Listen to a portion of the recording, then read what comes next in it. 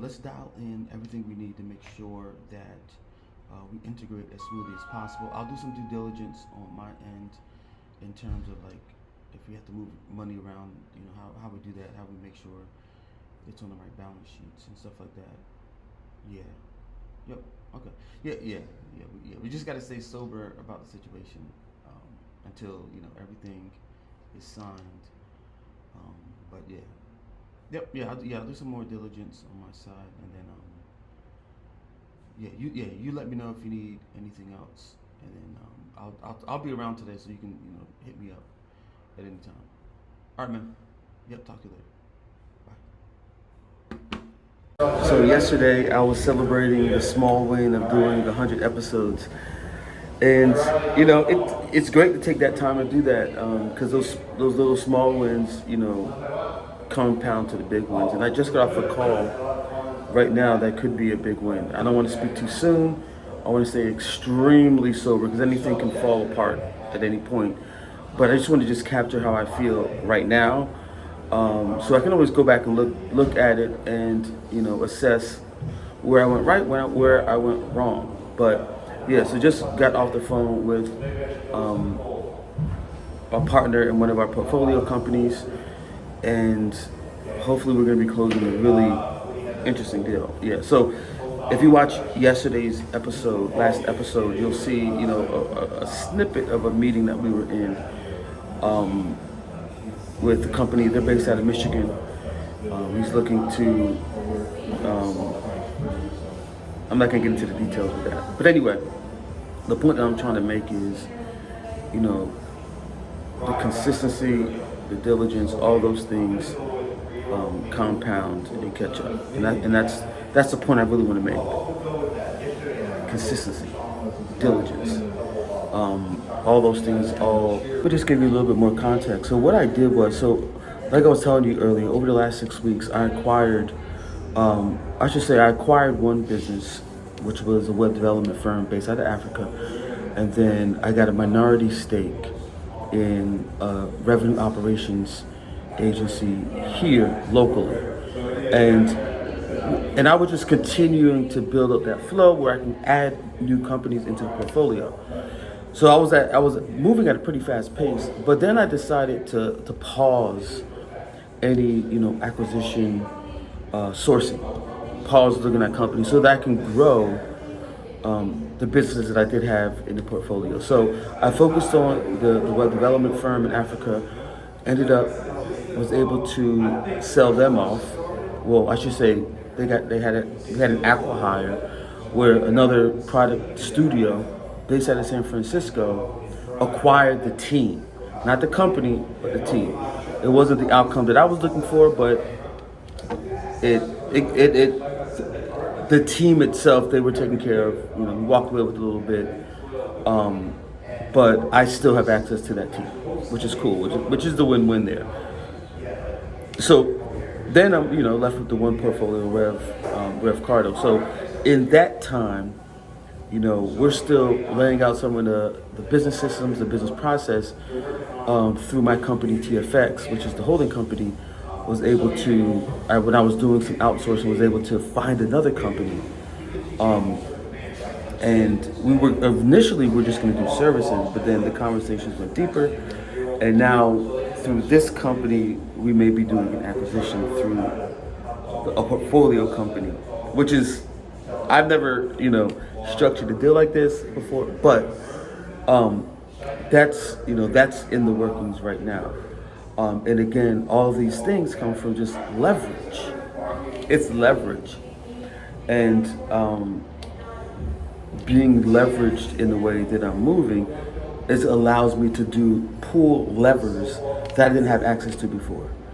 And I'm starting to figure, not fully, but I'm just starting to figure out the game that I'm playing. And the lane that I'm in. And the business company that I'm building around these lanes. So, yeah, I just want to give you a little bit more context so that you can kind of follow along on, what has transpired. Because I think the last, few weeks, I've been in the weeds with you. Like I've been just showing you like the weeds, me being in the weeds, me showing you like my structures and how what I'm working on. But at the high level, which I'm zooming out right now just for sake of conversation. Um, Zooming out to show like, okay, this was, yeah, I was working on the vlog and I'm building a business structure behind that, but at the higher level, these things were happening as well. It was just taking some time for those things to land. So, yeah, so I'm still here, plugging away, staying focused, staying sober about the situation, not getting too highs with the highs or too lows with the low, but just staying focused.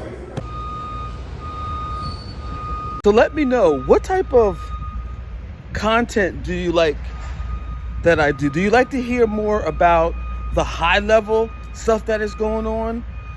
Do you want to hear more about like when I'm in the weeds, or a mix of both? Let me know in the comments of what type of content resonates with you the most. So either the 30,000 foot view content, the in the weeds, you're in the thick of things with me content, or a hybrid of them both. Put it in the comments. I want to hear from you.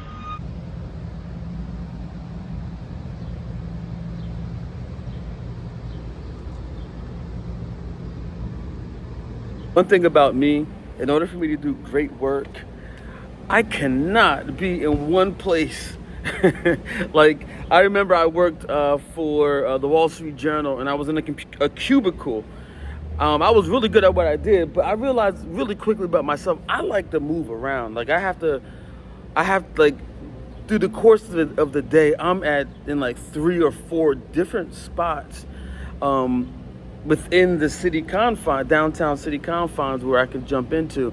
And I just found this cool, well, I've always known it was here, but there's this cool spot here. They call it the Path. That's the name of this little spot. Let's see if I can kind of give you a little more of a shot of it. Really nice little nook that I found, that they have tables, and they're installing plugs so that you can plug in. So it's not too hot. I'm gonna spend a little bit of time outside, and like, I need that variety for me to do my best work. I cannot be stuck in one place. I just won't be able to. I don't work good like that. So I'm here plugging away. I'll take you a little bit later. I'll take you inside of like what exactly I'm working on. But I just wanted to show you this spot, that a new location.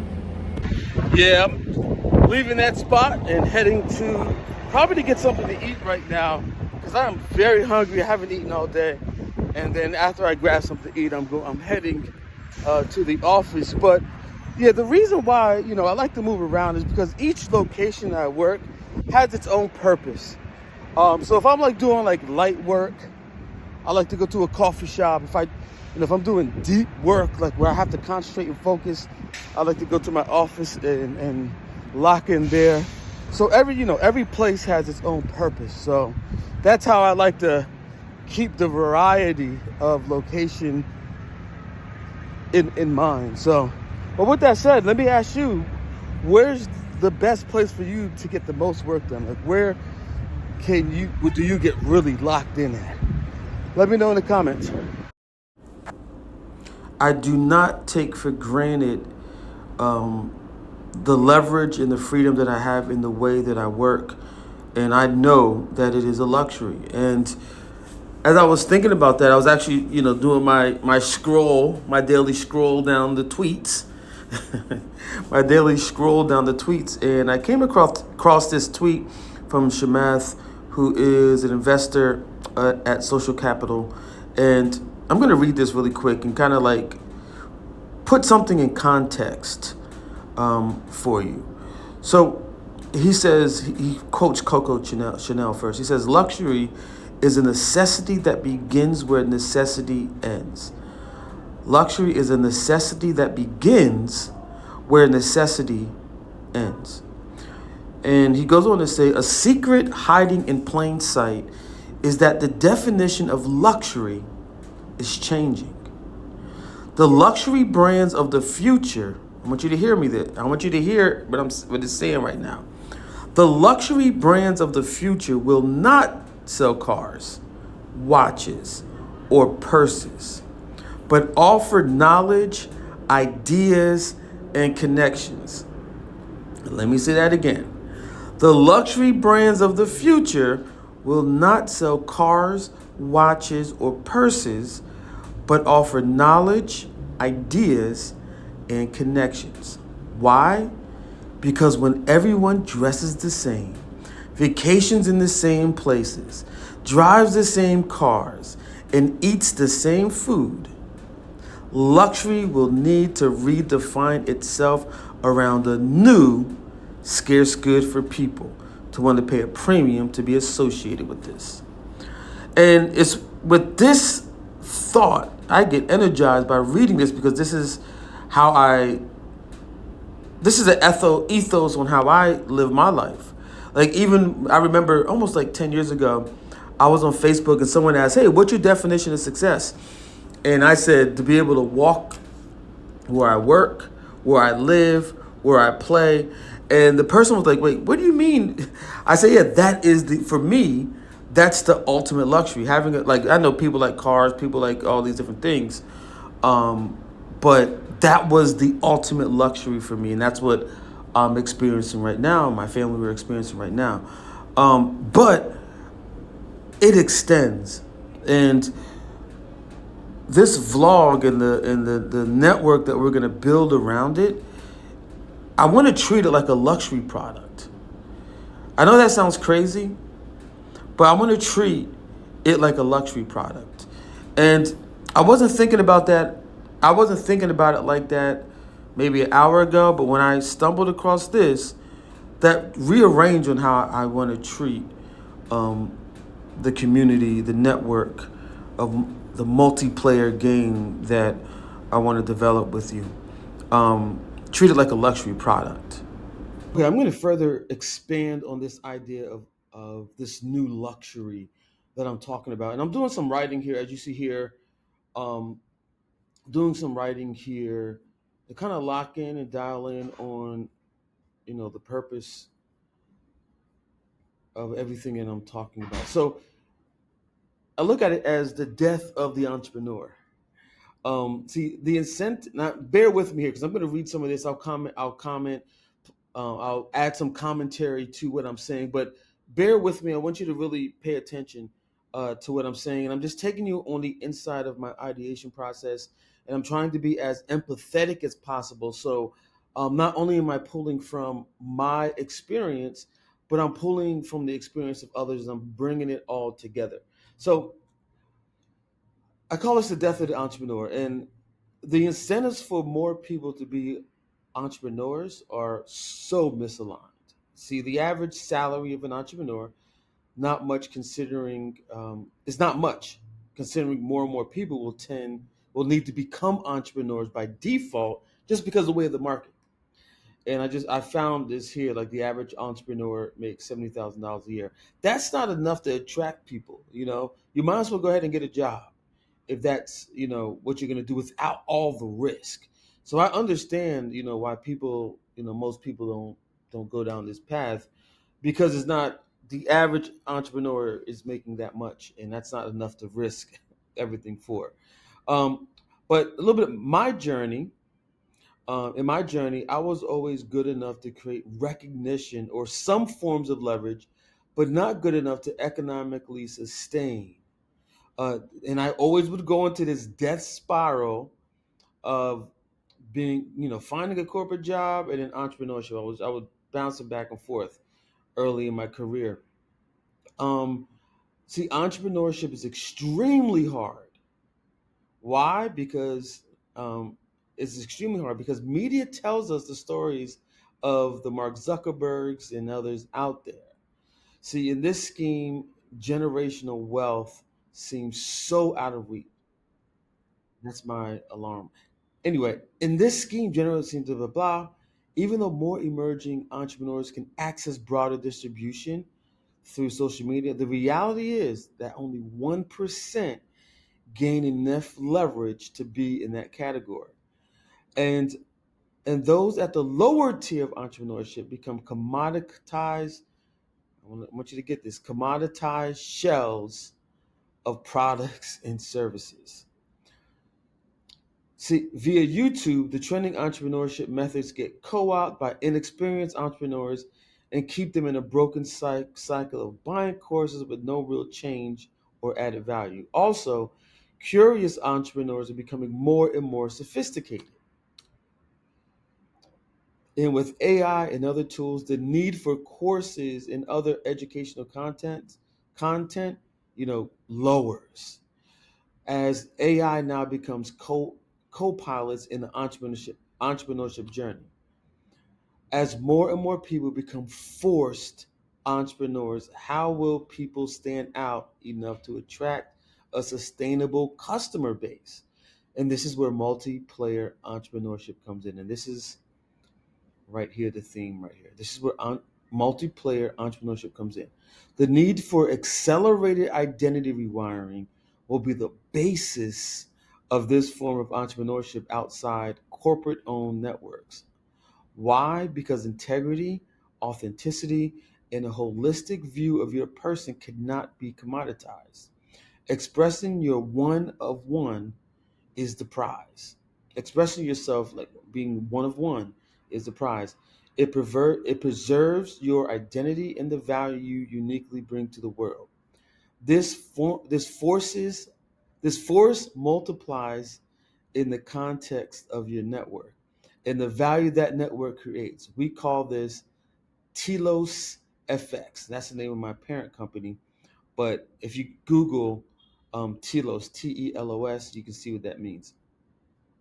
The TFX exponentially keeps the network together. Why? We are turning emerging entrepreneurs into platform entrepreneurs. Platform entrepreneurs leverage their self-governing platform to control their IP, to transform it into the control of opportunities and assets without permission from anyone. Here we go. This is the new luxury. And then, I wrote all that, and then I found what I just read to you. And so I'm just taking you behind the scenes on how I'm ideating and thinking about the platform that I'm creating with you, this multiplayer platform that I'm creating with you. But I want to, lay down the 10 commandments of it. He just gave me all the books, and I'm the one who did the approach and all the script. He just gave me Oh, the standards. This is what you're gonna do. This yeah. is what you're gonna do, and all that stuff. And what did you learn? What did you learn how to do that approach? Um, First, trial and error. Mm-hmm. This is the effective method. This is not the effective method, and so on and so on. Mm-hmm. It started with the uh, it started with that good approach, and then came up with the better one. Better one. Okay. So you were learning as you were going. Yeah, learning every day. So how often, explain to me how often you're in these Facebook groups? Like, how do you know what group to go after? um I search it.